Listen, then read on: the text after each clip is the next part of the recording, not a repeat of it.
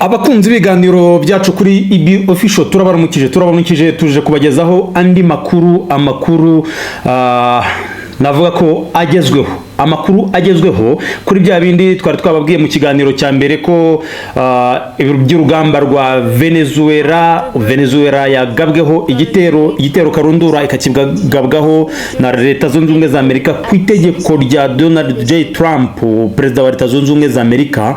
Haragenda hagaragara andi makuru mashya aravuga ko abarinzi ikipe ngari y'abarindaga Perezida Nicolas Maduro babakindaguye igihe bagabaga ibitero by'indege kuri uyu wa gatandatu, nk'uko byatangajwe na Minisitiri w'umutekano wa Venezuela. Umva uko yabitangaje. Aragira ati igice kinini cy'iryo tsinda ry'abasirikare barindaga Maduro babishe muri ibyo bitero by'indege mukuru uyu wa gatandatu wakeye. Ariko n'ibintu byumvikana kuri IB Official, nkubwira ngo n'ibintu byumvikana, ntabwo ari ugufata uruhande, ahubwo nukumenya ngo bari abasirikare badasanzwe mu mutwe wa Delta Force ba Leta Zunze Ubumwe za Amerika nk'uko bagaragara muri aka kavideo, ntabwo bari bagiye kuvuga ubutumwa muri Venezuela. Reba nawe uko bimanukira mu ndege, bamanuka nk'inkende, amasegonda kuva mu ndege rwose akabageze hasi. Murumva ko ibintu bitangiye kumera. Nimwumva neza muri iyo video, nyuma yo kugira hanze utangira kumva amasasu aturagurika, kumva rongo une grande partie de l'équipe de sécurité de Nicolas Maduro a été tuée lors d'une frappe américaine menée la veille, selon le ministre vénézuélien de la défense. Ni ibintu byumvikana kumva ko abo bantu babishe cyangwa babakindaguye, kuko ntabwo urugamba ntabwo aba ari isengesho, uretse ko n'ibi ngibi kubyumva ntabwo bigoranye kubyumva. Muti kubera iki IB Official avuze ati ntabwo bigoranye kubyumva? Reba uko Nicolas Maduro nawe bamuzanye ari mu mapingu mu maboko, ariko noneho hiyongereyeho gucumbagira. Kandi mu rugamba iyo bimeze kuriya, nubwo Amerika itavuga byose, ariko haba hari byinshi byabaye.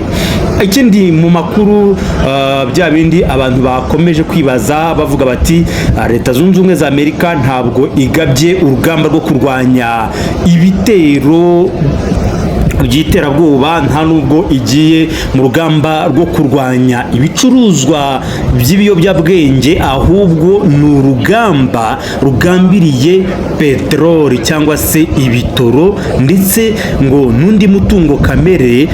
Hanyuma Minisitiri w'ububanyi n'amahanga wa Leta Zunze Ubumwe za Amerika Marco Rubio nawe agize icyo abisubizaho, ahakana yivuye inyuma, agira ati ntabwo dukeneye peteroli ya Venezuela, dufite peteroli ihagije muri Leta Zunze Ubumwe za Amerika. Icyo tutakwihanganira nuko abacuruza abakora muri industry za peteroli muri Venezuela bazikontora cyangwa se bazigenga, kandi ari abanzi ba Leta Zunze Ubumwe za Amerika. Ati mugomba kumva kubera iki Ubushinwa bwo ntibukeneye peteroli ya Venezuela, kubera iki Uburusiya bwose ntibukeneye peteroli ya Venezuela, kubera iki Iran bwose ntikeneye peteroli ya Venezuela. Ati biriya bihugu nuko bitari kuri uyu mugabane. Ubwo wabona ari gusubiza agendeye ku kuba ibyo bihugu tufata nk'ibya rutura byamaganye ibyakozwe na Leta Zunze Ubumwe za Amerika kuri Venezuela. Dukomeje n'amakuru, reka mbanze mbabonje kamwe mu byo abantu bari kwibaza babishingiye ku byabaye muri aka karere ko muri Amerika y'Epfo barebye ukuntu Trump ndetse n'abamuri hafi barimo Mark Rubio ndetse na General Kane bavuga bati twari twaramuburiye, yahawe amahirwe menshi, yashoboraga kuba yarayakosoye. Mark Rubio mwumvise ko yavuze ati muri White House nta bintu byo kuza gukinatamo, niba bagutumiye bakakuganiriza dufite perezida, uyu perezida ni perezida w'amahoro, perezida wa Leta Zunze Ubumwe za Amerika wa 47, icyo avuze aragikora, ahubwo bibe n'isomo ku bandi. Bamwe bakavuga bati kuba ku itariki 4 z'ukwezi kwa 12 umwaka ushize 2025 Leta Zunze Ubumwe za Amerika yarahagarariye amasezerano hagati y'u Rwanda na Repubulika ya Demokarasi ya Kongo. Muribuka ko hari harimo n'u Burundi bwagiye kwa sister cyangwa gushyigikira ayo masezerano. General Neva yarari mu Burundi, abandi bakavuga bati kukuba nyuma baravuze bati n'amasezerano y'amahoro ariko agamije gukungahaza impande zose. Hanyuma nanone abandi bakavuga bati kuva bavuye i Washington hakaguma kwitana ba mwana, yaba Tshisekedi ndetse na perezida w'u Rwanda bagenda impande z'ubutegetsi bwombi zigenda zitana ba mwana, tanto ntabwo bamwe bari kubahiriza ishyirwa mu bikorwa ry'amasezerano, abandi ntabwo bari kuyubahiriza.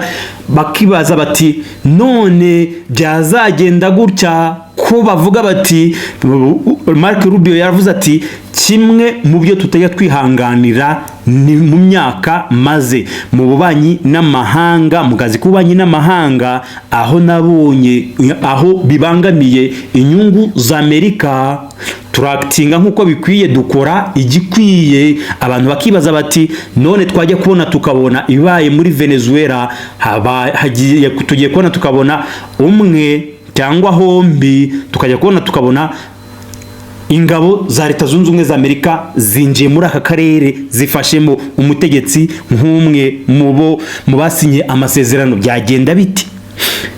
Ibyo nibyo abantu bari kwibaza, ariko nanone bakibaza bakavuga bati reba igihugu cya Venezuela ukuntu gikize, ukuntu kingana, bo byabasabye kugira ngo boherezeyo indege 150 mu gitero bagabye ijoro naryo ry'amasaha atari nijoro ryose. None bibaye ngombwa ari mu karere byasaba indege zingahe ko bishobora no kutagera mu ndege 50, wenda zishobora no kurenga izo ngizo zikaba zagerana magana ngahena, cyane ko kuri bo nibo bazikorera. Nimbekire ngo umutungo munini baba wibye mu bindi bihugu cyane cyane nko muri Afrika, bakavuga batari ko byanze bikunze hari abajya mu kaga. Kandi kuva perezida wa Leta Zunze Ubumwe za Amerika ndetse na Mark Rubio ndetse na General Kane bavuze bati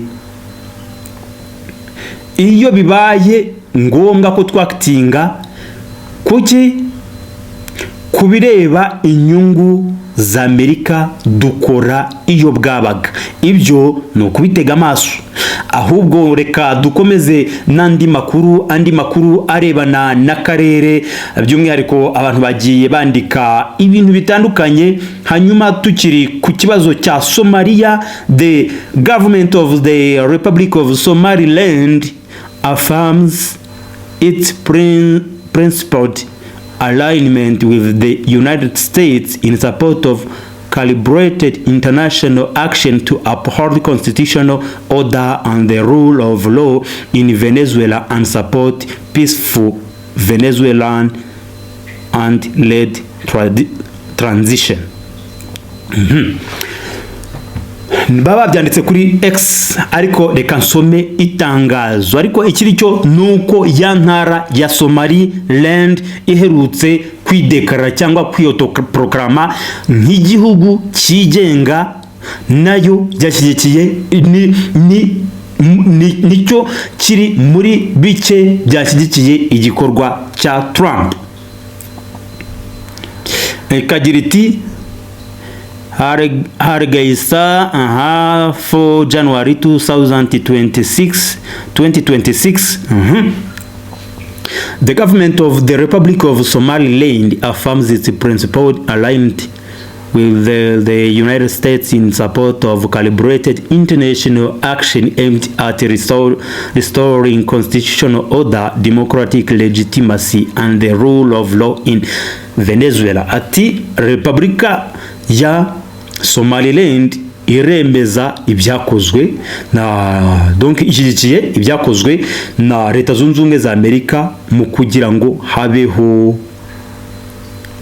habeho igihugu kigendera ku itegeko nshinga ndetse na demokarasi, kandi habeho ari igihugu kigendera ku mategeko muri Venezuela.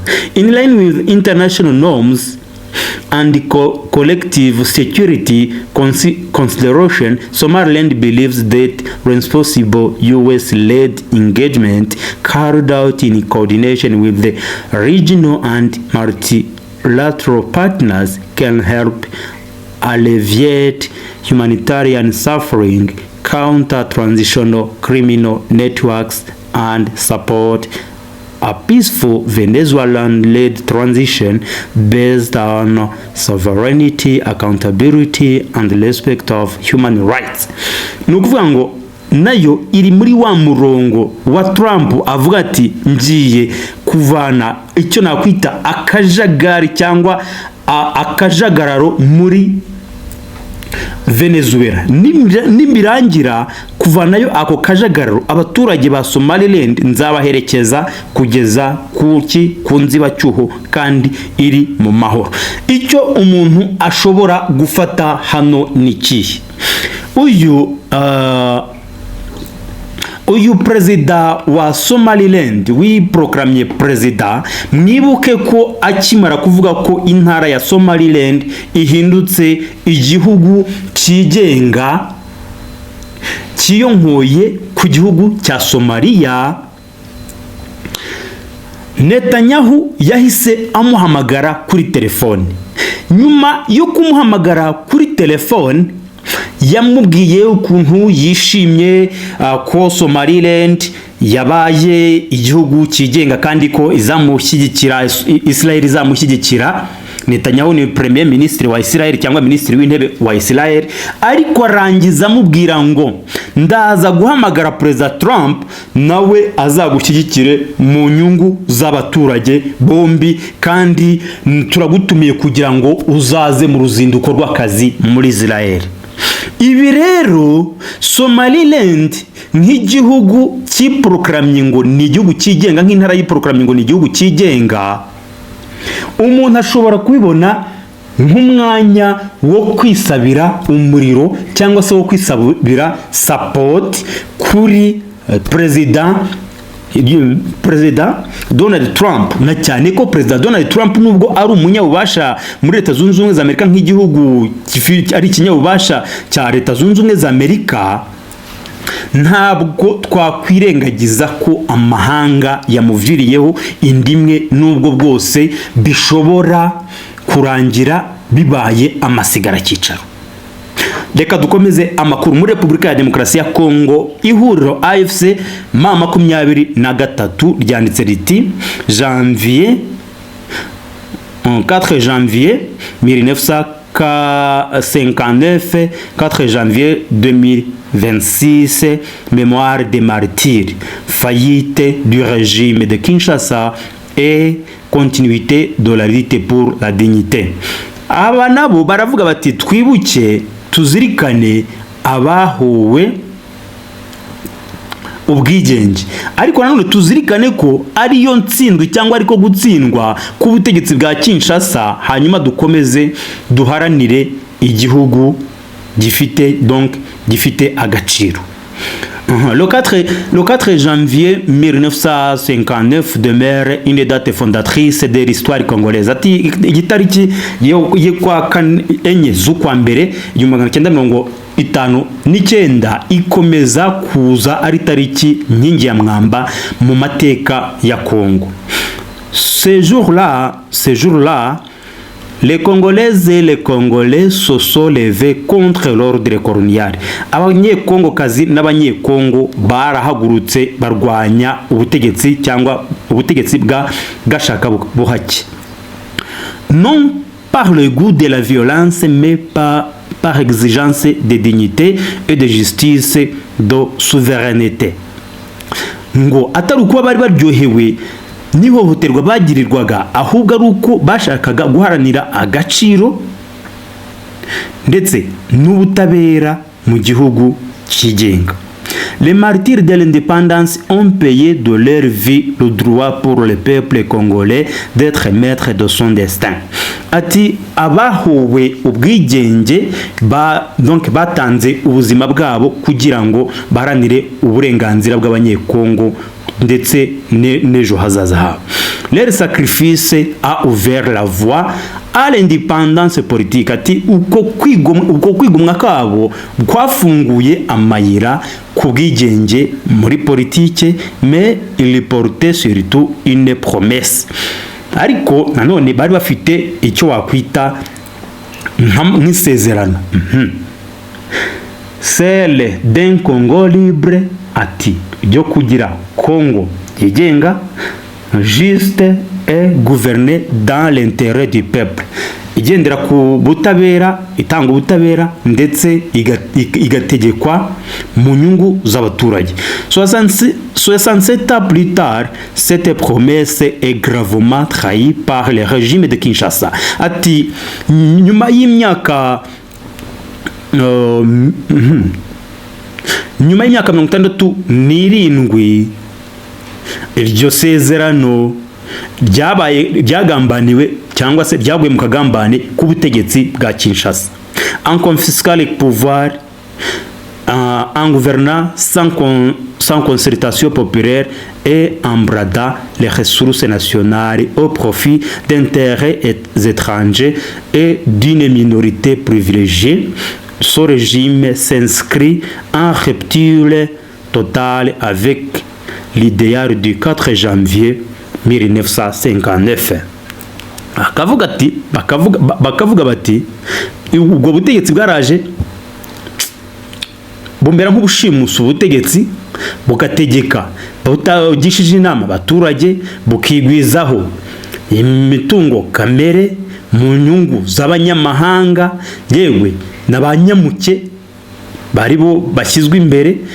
Ngo ubutegetsi donc bugira itandukaniro biza bitandukanye n'intego z'igihumbi 1959 ku itariki nk'iyi.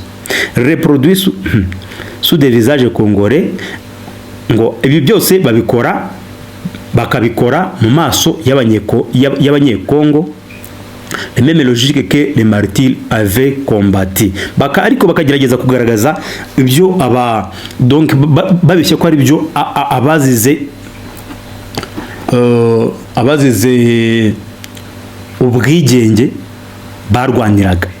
Bazize ubwigenge bwa mbere na mbere, murahita musangamo ba Patrice Lumumba, ba Joseph Kasavubu, abize amateka ndumva murabyibuka. Exclusion du peuple, mépris de la souveraineté et violence institutionnelle. Ati hari uguhezwa k'umuturage, kumusuzugura muri ubwo bwisanzure bwe, hanyuma nanone inzego z'ubutegetsi zikaguma kumuhohotera. Dans son contexte, la faillite politique et morale, la lutte portée par l'Alliance Fleuve Congo, mouvement du 23 mars AFC M23, prend une dimension historique particulière. Loin des caricature et de la propagande officielle, cette élite s'inscrit dans la continuité de la résistance congolaise. Ati hanze yo kuba abategetsi bagenda babikora mu buryo bw'igishushanyo, badakora ukuri ngo babikore mu nzira za nyazo, twebwe tuzakomeza guharanira ubwo bwigenge bw'umunyekongo. Comme en 1959, elle exprime bari kuvuga un refus clair de l'injustice et de l'humiliation, ainsi qu'une volonté affirmée de rendre au peuple sa voix et sa dignité.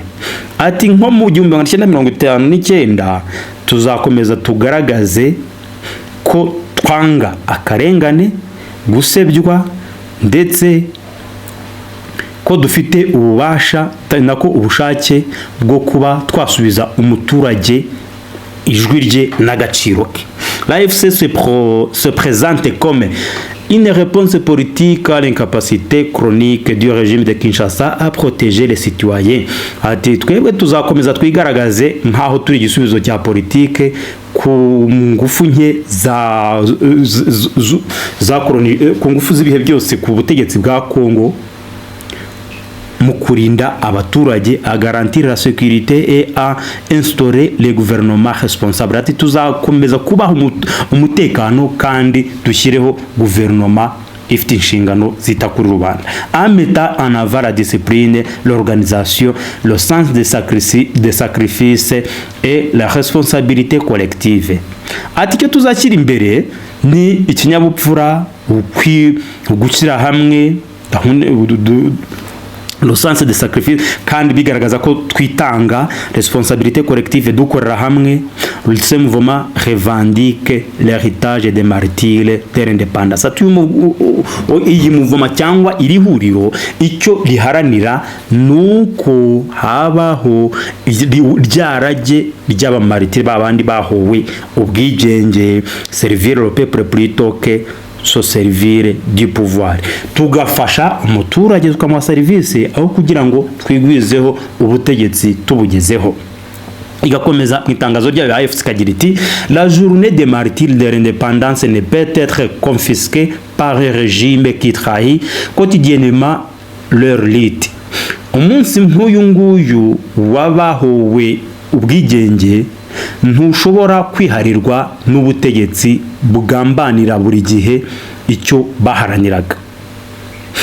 Elle appartient au peuple congolais et à toutes les forces qui refusent la résignation.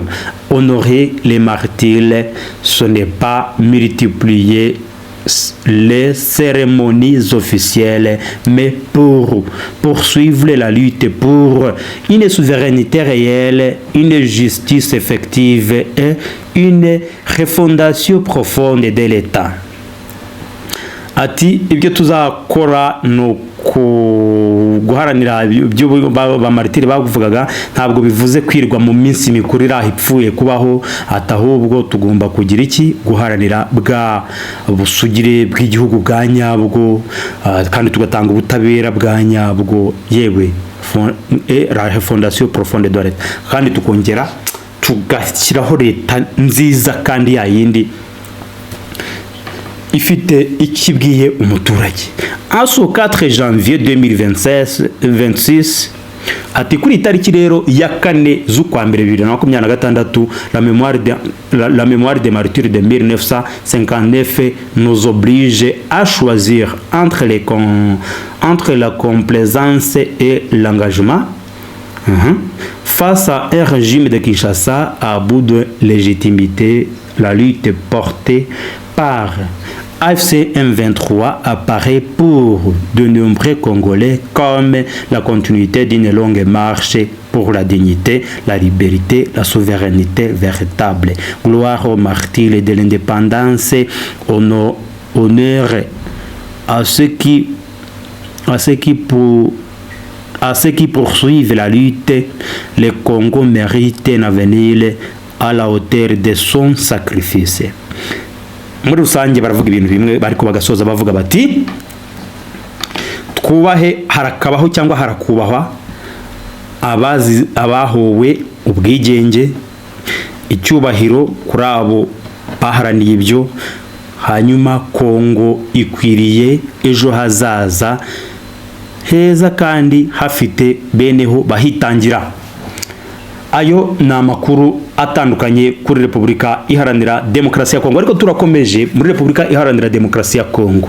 Andi makuru aravugira ati AFC M23 maintient sa progression malgré la mise en garde internationale.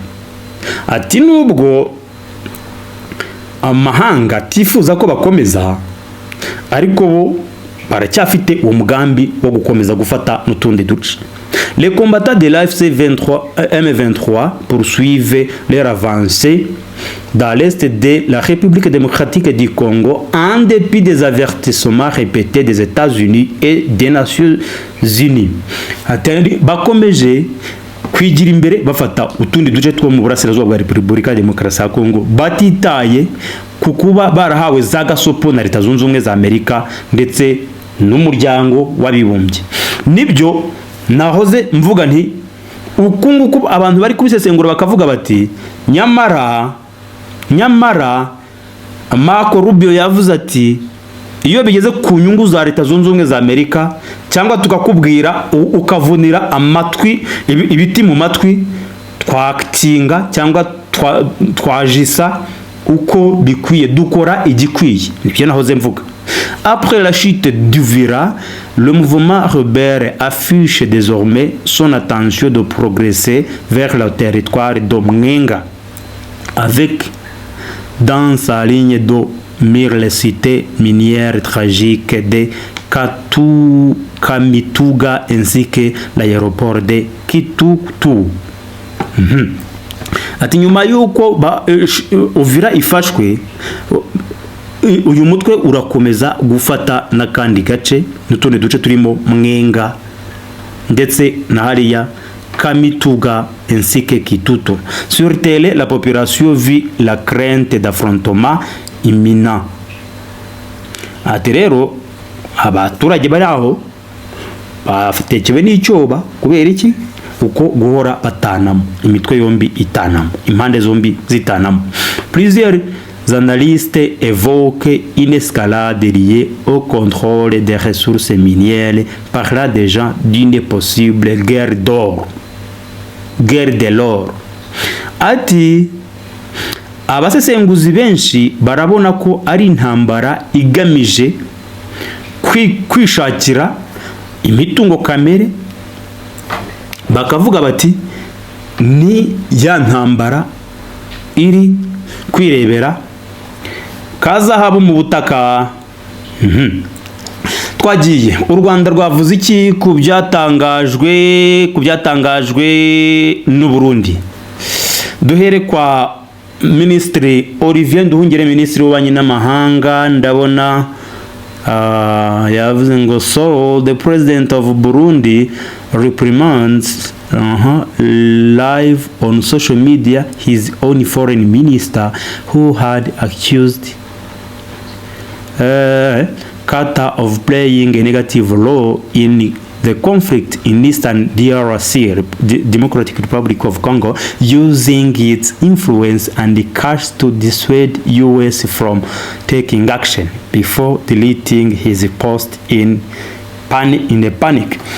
Ati Perezida w'u Burundi ararengera imbara nkubone rwose ku mbuga nkoranyambaga. Minisitiri we w'ububanyi n'amahanga washinjaga Katari uruhare rwose rubi mu kibazo makimbirane ari mu burasirazuba bwa Repubulika ya Demokarasi ya Kongo, ikoresha ububasha ifite mu mafaranga kugira ngo US itabijyamo. Ariko ibi byose yabikoze mbere yo gusiba message ye, ubutumwa bwe. Edward Bizimana yabikoze, banze yayisibye, ashobora kuba yayisibye barangije kuyifata kuko yari yanditse ngo Rwanda tested President of the United States and there was no action, and now keeps capturing more territories in eastern part of DRC in violation of Washington agreement.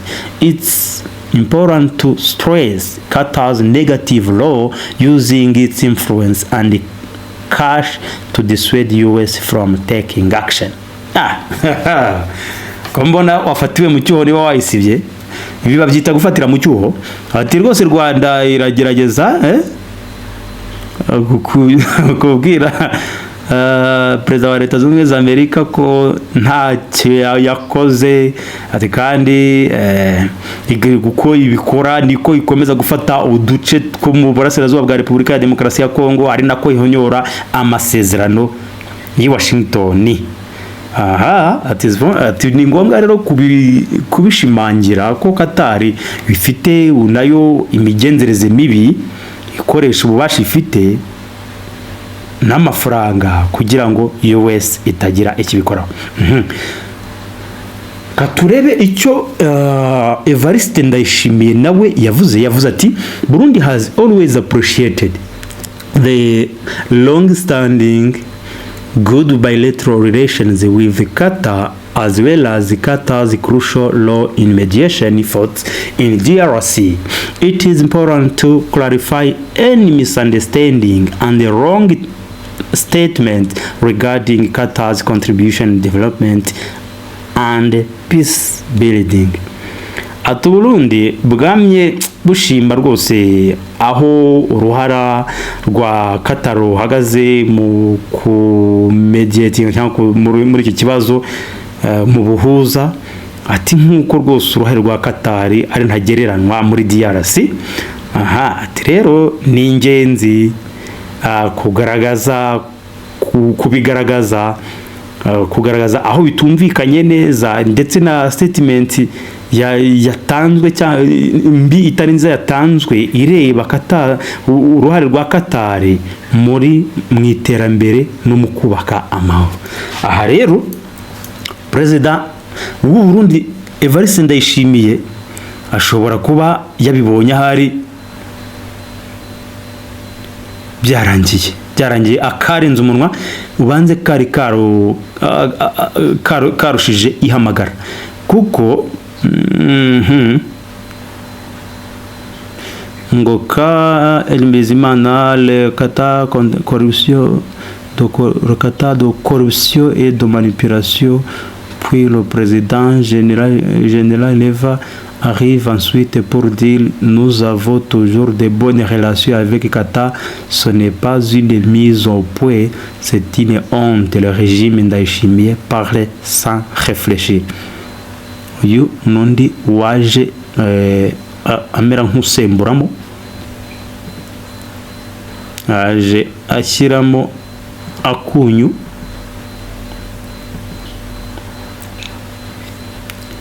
Uyu yaje rwose abihuhura, ati ubutegetsi bwa Ndayishimiye buvuga budatekereje. Ça réfléchir.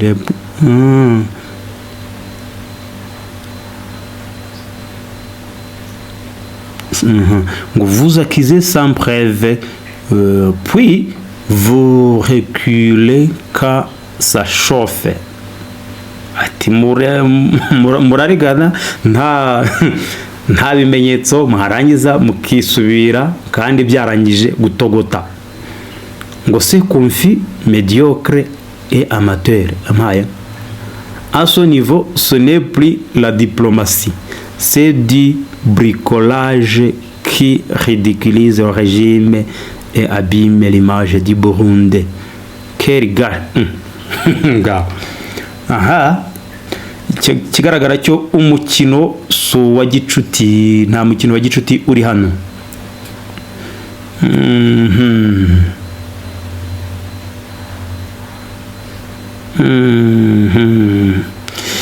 Undi yagize ati dans un contexte de tension persistante à l'est de la République démocratique du Congo, où le mouvement rebelle AFC M23 soutenu par le Rwanda poursuit ses avancées malgré des accords de paix récents médiatisés par les États-Unis et le Qatar. Le président burundais Evariste Ndayishimiye a publiquement recadré son ministre des Affaires étrangères Edouard Nduwimana.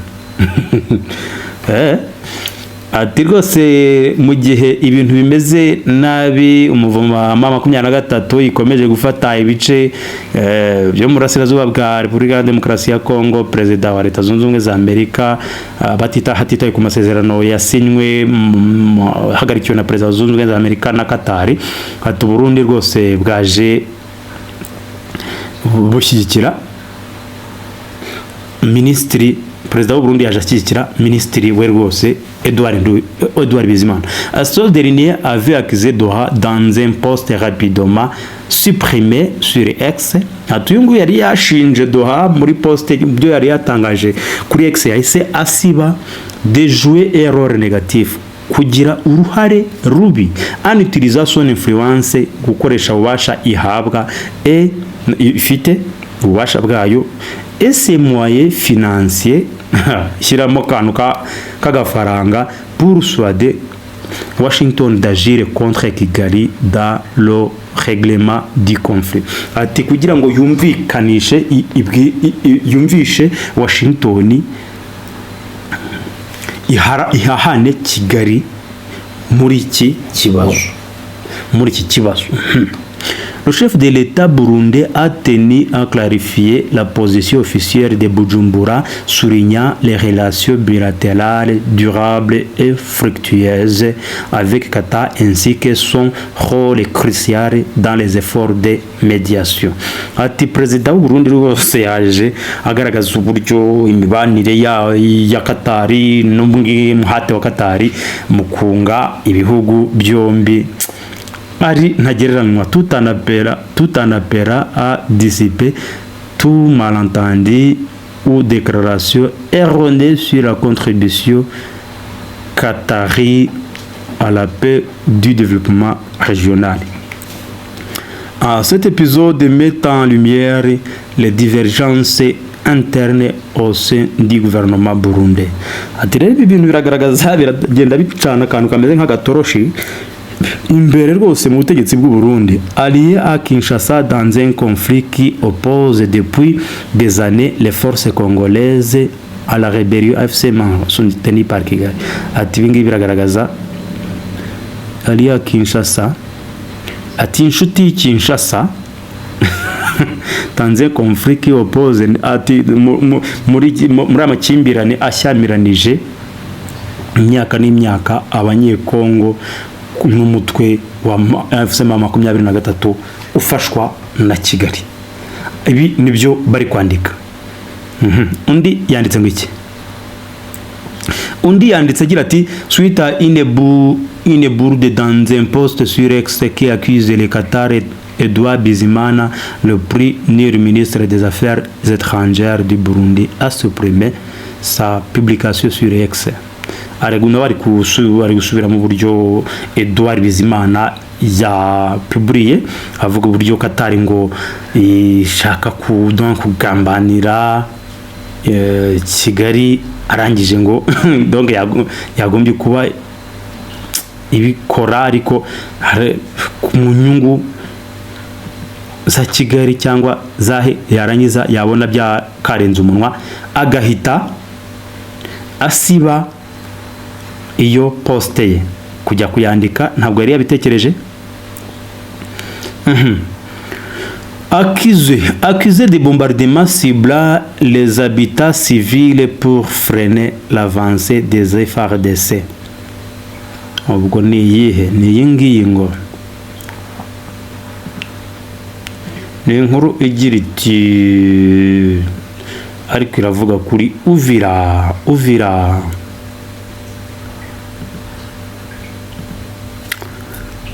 iravuga ku mujyi wa Uvira rwose ushobora kuba ibintu bitifashe neza. Ngo le M23 accusé de bombardements ciblant les habitats civils pour freiner l'avancée de FARDC. M23 irashinjwa kuba yarashe mu baturage b'abasivile igambiriye kugira ngo ihagarike ibitero bya FARDC. Depuis le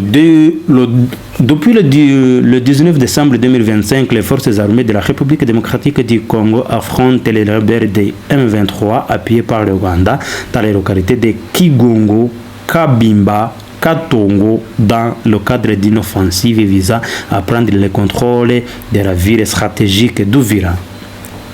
Ati kuva ku itariki 19 z'ukwezi kwa 12 2025 umutwe abasirikare wa Repubulika ya Demokarasi ya Kongo bashyamiranye batanyemo n'umutwe wa 23 ufashwa n'u Rwanda mu duce ubwo aho bataniyemo ni mu duce twa Kigongo, Kabimba, ku buryo bashakaga kugira ngo basubirane umujyi wa Uvira. Ibyo ni ibiri kuvugwa hano muri Repubulika ya Demokarasi ya Kongo. Iyi ni Ndayishimiye wari wisubiyemo Perezida w'u Burundi. Fragilisé par les défections sur les fronts, le 1-23 RDF annonce la remise des militaires FARDC capturés lors des affrontements au sud du Nord Kivu. Bo ahanga baravuga ko nyuma yo gufata abasirikare ba FARDC bemeje ko babasubije mu majyepfo mu majyaruguru ya Nord Kivu, mu majyaruguru no mu majyepfo.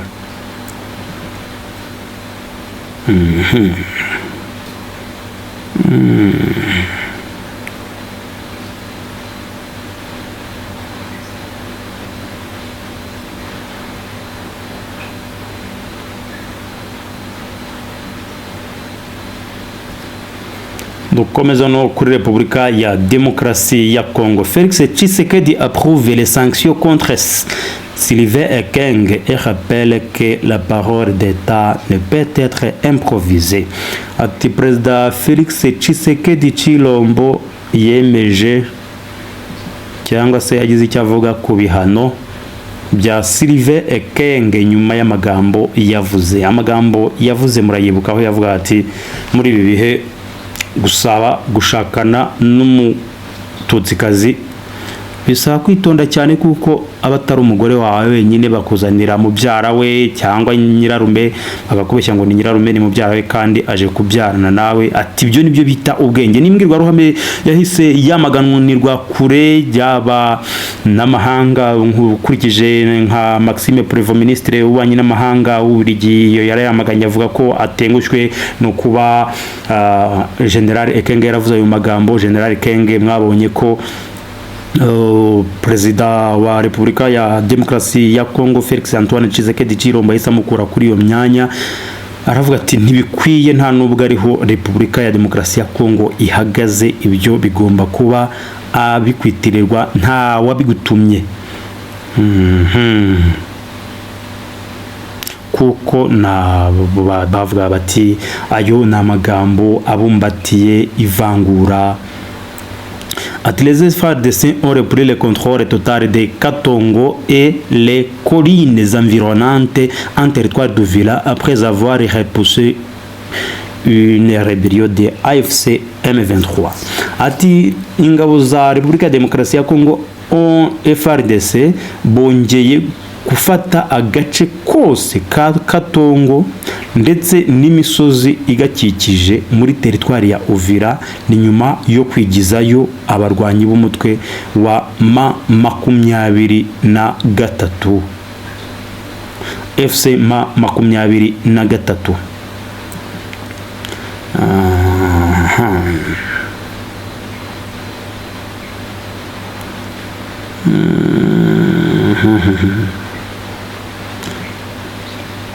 Amakuru rero inshuti bakunze amakuru y'ibiganiro byacu kuri Akabagirusa official twari twabateguye ndabona turi kuyegereza ku musozo, ariko abandi banditse ni nk'uyu witwa Steve Wembe yanditse ko aragaragaza ko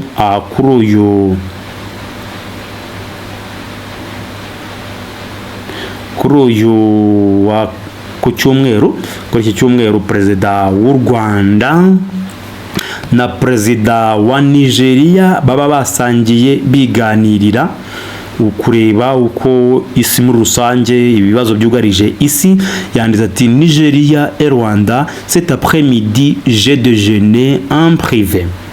avec son excellence le président Paul Kagame du Rwanda afin de discuter de la situation internationale kugira ngo turebe uko amahanga ibibazo bimeze actuel de l'avenir de l'Afrique ndetse no kureba ejo hazaza umugabane wa Afrika dans un contexte mondial ubihuje nuko isi imeze en constante évolution kurikije uko ibintu bigenda bitera imbere. Ndizera niba Perezida Paul Kagame na mugenzi wa Nigeria bahuye nta kuntu babuze kuvuga kuri biriya bamwe bafashe nk'akaga cyangwa se skandale yo kuba Perezida wa Leta Zunze Ubumwe za Amerika yagabye kiriya gitero akakigaba kuri Venezuela. Ese byaba babyishimiye, baba babigaya, byanze bikunze buriya bashobora kuba babaye bahuye nk'uko uyu yabyanditse bakora n'agatangazo.